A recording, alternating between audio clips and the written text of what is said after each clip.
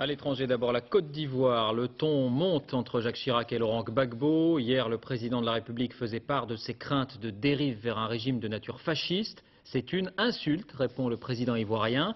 La Côte d'Ivoire qui semble de plus en plus isolée. La perspective de sanctions se précise. Thierry Curtet, Guillaume Fautra.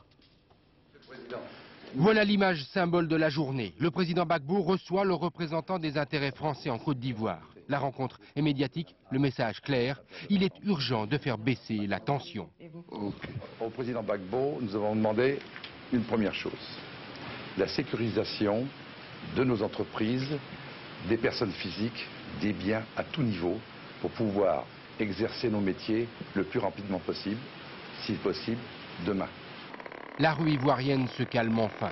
Le processus diplomatique reprend ses droits. De tous côtés, on tente de débloquer la situation. Au Nigeria, 6 présidents africains soutiennent l'initiative de la France de sanctions contre la Côte d'Ivoire, car les choses sont allées trop loin.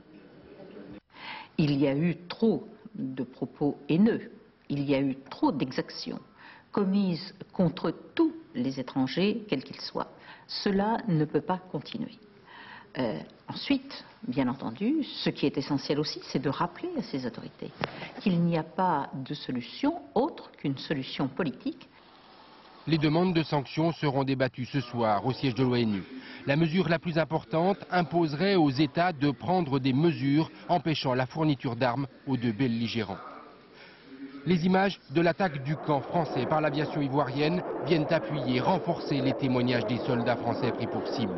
Tous les militaires qui ont vu ces images hier au soir estiment qu'à cette altitude, l'erreur de tir n'est pas possible.